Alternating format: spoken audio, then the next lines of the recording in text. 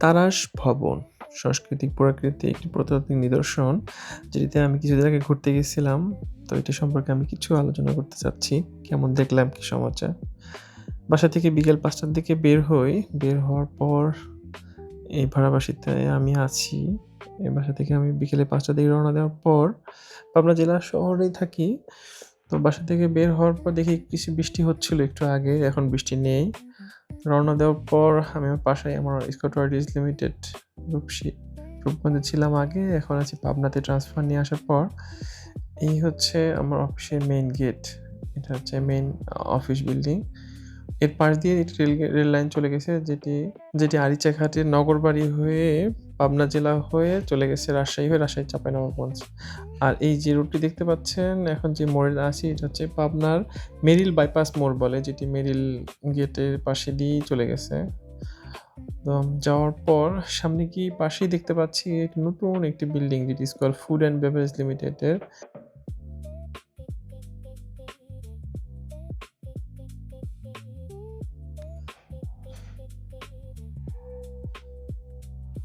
দেখতে আধুনিক ইন্ডাস্ট্রি তৈরি হচ্ছে। পাবনাতে রয়েছে অত্যাধুনিক গ্রিন ফ্যাক্টরি স্কল ফুড অ্যান্ড বেভারেজ লিমিটেড। এর পাশ দিয়ে সোজা সামনে গেলেই পাবো হচ্ছে পাবনা জেলার টার্মিনাল বলে, বাস টার্মিনাল থেকে বিভিন্ন জেলাতে যাওয়া যায়। খুব কাছেই রাজশাহী, তারপর এখান থেকে নাটোর, নওগাঁ, দিনাজপুর কিংবা রংপুর, তারপরে কুষ্টিয়া, সব জায়গাতেই যাওয়া যায়। আমি এখানে এসে টার্মিনালে এসেই ডান পাশ দিয়ে মাত্র 2 কিলোমিটার সামনে গেলেই আমি পাবো এই তারাশ ভবন। তো এটিতে যাচ্ছিলাম, যাওয়ার পথে অনেক কিছু দেখতে পাই। যেহেতু এটি একটি প্রাচীন জেলা শহর, এখানে অনেক ধরনের পুরাতন স্থাপনা, সরকারি, বেসরকারি, আধা সরকারি বিভিন্ন ধরনের অফিস আছে। যেটা যাওয়ার সময় আমার চোখে পড়লো। রাস্তা ভেজা ছিল, একটু সাবধানে যাওয়া লাগছে।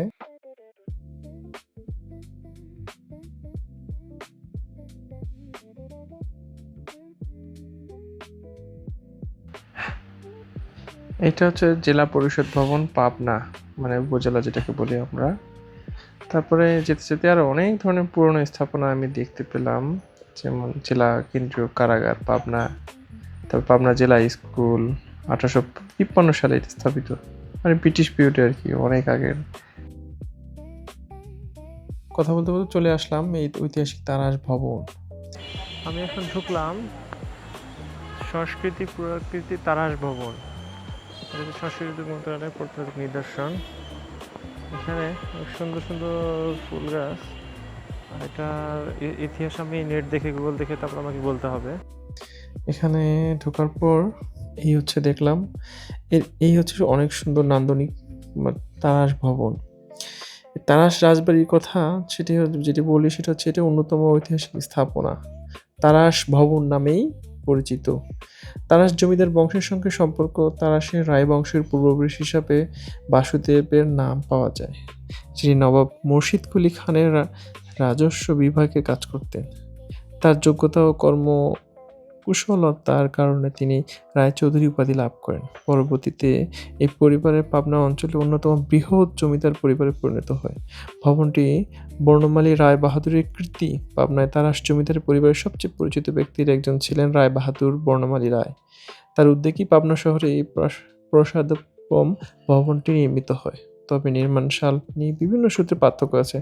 পাবনা জেলা প্রশাসনের সরকারি তথ্য অনুযায়ী যেটি 1911 সালে ভবনটি নির্মাণ করা হয়, অনেক আগে।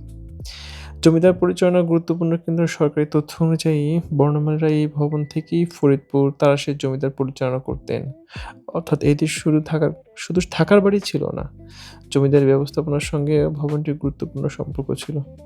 1942 সালে দ্বিতীয় বিশ্বযুদ্ধের স্মৃতি। 1942 সালে দ্বিতীয় বিশ্বযুদ্ধের সময় যুদ্ধের আতঙ্কে তারাশ ভবনবিদ পরিবারের সদস্যরা এই ভবনে আশ্রয় নিয়েছিলেন বলে সরকারি পাবনা জেলার তথ্য উল্লেখিত আছে। স্থাপিত অনেক বিশেষত্ব আছে। এই দোতলা, আয়তাকার এবং প্রাসাদ সরু। রায় বাহাদুর গেট তারাশ ভবনের সবচেয়ে বিখ্যাত বৈশিষ্ট্য হলো এর বড় প্রবেশদ্বার। লোকমুখে পরিচিত আছে বর্ণমালী রায়ের হাতি ছিল। এই হাতি যাতে সহজেই প্রবেশ করতে পারে সেই কারণেই তোরণটি এত বড় করে তৈরি করা হয়েছিল। তবে এটিকে লোককথা প্রচলিত কথা হিসেবে ধারণা হয়। ভবনের আয়তন। মূল ভবনটি 100 ফিট লম্বা ও 60 ফুট চওড়া। এর সামনের বিশাল ফটক স্তম্ভগুলো এই ভবনটিকে রাজকীয় চেহারা দিয়েছে। এই পিছন সাইডটা দেখতেছি আমি এখন কোনো যত্নের অবহেলায় অযত্নে পড়ে আছে, তবে মূল স্থাপনাটি এখন অনেক সুন্দর আছে। বর্তমানে ঐতিহাসিক স্থাপনার আজ এই তারাশ ভবন পাবনা শহরের অন্যতম পরিচিত ঐতিহাসিক নিদর্শনা। সরকারি পর্যটনের তথ্য এটিকে পাবনা সদরের একটি দর্শনীয় ঐতিহাসিক স্থাপনা হিসাবে উল্লেখ করা হয়েছে। এক কথায় তারাশ ভবন ইতিহাস মূলত তারাশের রায় জমিদারের বংশ, বর্ণমালী রায় বাহাদুরের জমিদার, ব্রিটিশ আমলের স্থাপত্য এবং পাবনার সামাজিক ঐতিহাসিক পরিবর্তনের সঙ্গে জড়িত। আপনি চাইলে আমি আর কিছু চাওয়া লাগবে না। এই সেই তারাশ ভবন, এর ইতিহাস আমি পরে দেখে জানাচ্ছি। তারাশ ভবন দেখার সাথে সাথে আমার একটা পেয়ারা গাছ দেখলাম, পেয়ারা ধরে আছে অনেকগুলা। এই যে একটা পেয়ারা পাকে আছে, এটা জুম হবে কি দেখি। ও যেটা পেয়ারা পাকে আছে, পেয়ারা খাওয়া লাগবে। এটা হচ্ছে আগে, পরে অন্য কিছু।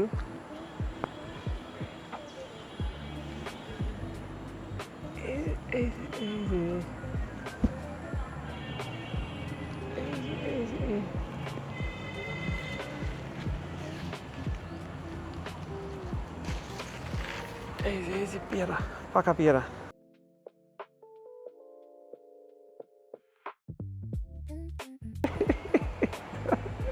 ধরো ধরো ধরো ধরো ধরো ধরো, খাবো খাবো, আমি ভিডিও করে নিই আগে। সংরক্ষিত পুরাকীর্তি তারাশ ভবন, সংস্কৃতি বিষয়ক মন্ত্রণালয়, প্রত্নতত্ত্ব অধিদপ্তর, সদর পাবনা।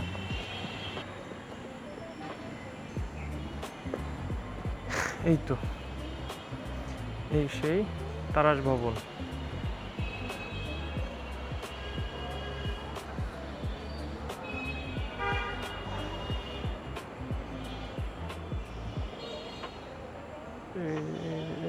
টিকিট লাগে না? টিকিট লাগে? এই যে সাদা, এটা একটা নেই, সাদা একটা নেই।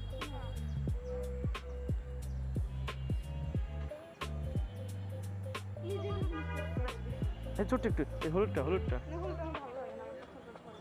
আর একটা কালার ছিল অনেক সুন্দর।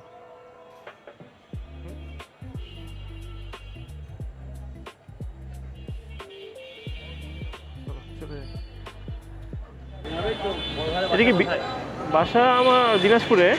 এখানে আমি আসছি, নতুন আসছি এলাকায়। আপনার এটা কি ভিতরে কখনো খোলেন না? না, এটা আপনার হয়তো ঝুঁকিপূর্ণ একটা ভবন, ভিতরে ঢোকা নিচ্ছে, ভিতরে কিছুই নেই। না না, অন্যান্য প্রজাতির নিদর্শনগুলো কিন্তু খোলা থাকে, উপরে ওঠা যায়, বা কোনো সপ্তাহে একদিন শুক্রবার।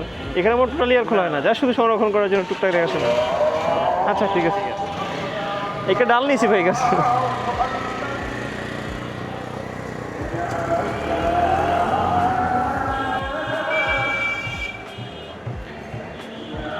ভাই এখানে হাতের কাছে মানে কাছাকাছি ঘুরতে যাওয়ার মতো দেখা কিন্তু কি আছে? ভাই আমিও এখানে নতুন আসছি। নতুন আসছে? হ্যাঁ। কাকা বলতে পারে, কাকা এখানে আশেপাশে ঘুরতে যাওয়ার মতো কোন জায়গা আছে একটু সুন্দর জায়গা? রাঙা পার্ক আছে। রাঙা পার্ক? রাঙা পার্ক এই অনন্ত হলে ওখান থেকে যাওয়া এদিক দিয়ে না? হয়, ঘোরা যায় অনন্ত হলে। রাঙা পার্ক না তো, আসলে রানা পার্ক। রানা পার্ক ছাড়া অনেক কিছু আছে, সেদিন অন্য একদিন যাবো, আজ আর যাবো না। পাবনাতে জেলায় দেখার মতো অনেক অপশন আছে, প্রায় 20-22টি। আজকে অলরেডি আমি চলে যাচ্ছি বাসার দিকে, যেতে যেতে সন্ধ্যায় হয়ে গেল। বাসায় গিয়ে মাগের নামাজ পড়বো। চলে এলাম এই মেরিল বাইপাস মোড়। ওই যে দূর থেকে আলো দেখা যাচ্ছে, এটি হচ্ছে মেরিল সড়কের মেরিল লেখা। দূর থেকে অনেক সুন্দর, দূর থেকে অনেক আলোকিত করে মেরিল রোড সম্ভবত হয়তো স্কুলের টিচার শর্টথানে হয়তো রাস্তাটি করছিল, যদি মেরিল বাইপাস মোড় নামে চেনে বা মেরিল সড়ক নামে চেনে, নাম করা এই এলাকায় এই রাস্তাটা। অলরেডি চলে আসলাম আমাদের অফিসের সামনে। ভালো লাগে, নিজের কর্মস্থল যেটা যেখানেই হোক, নিজের প্রত্যেকের কাছে ভালো লাগার কথা। অল্প সময় চলে আসছি এবং বাসাতে চলে আসছি। হয়তো অন্য একদিন আর একদিন অন্য কোথাও নতুন আরও সুন্দর একটা জায়গায় যাবো, দেখবো, আরও সুন্দর করে ভিডিও করার চেষ্টা করব, সুন্দরভাবে উপস্থাপন করার চেষ্টা করব। আমার করতে খুব মানে ভ্রমণ পেশা বলা যেতে পারে, করতে খুব ভালো লাগে। ঘুরে ফিরে দেখবো, ছোট্ট একটা জীবন যদি একটু ঘুরে ফিরে উপভোগ না করতে পারলাম, দেশটাকে দেখতে না পারলাম, একটু তৃপ্তি বা স্বস্তির নিঃশ্বাস ফেলতে না পারলাম, তাহলে কেমন হলো? অতএব হোক না অল্প টাকা, হয়তো বাইরে গিয়ে বিশাল কিছু খাওয়া দাওয়া হলো না, ভালোভাবে ঘোরা হলো না, যতটুকু সম্ভব হয় নিজের সাধ্যের মধ্যে একটু একটু করে ঘুরে ঘুরে আসলে পুরো পৃথিবীটা, দেশটাকে দেখা উচিত বলে আমার মনে হয়। তো সকলকে অনেক ধন্যবাদ। আবার এভাবে সুন্দর সুন্দর করে যেন ভিডিও বানানোর জন্য আমাকে ভালো পরামর্শ দেন, কোনটা কীভাবে এডিট করলে ভালো হবে। আমি ফার্স্ট টাইম এডিট করতেছি, ফার্স্ট টাইম ভিডিও করতেছি। আল্লাহ হাফেজ।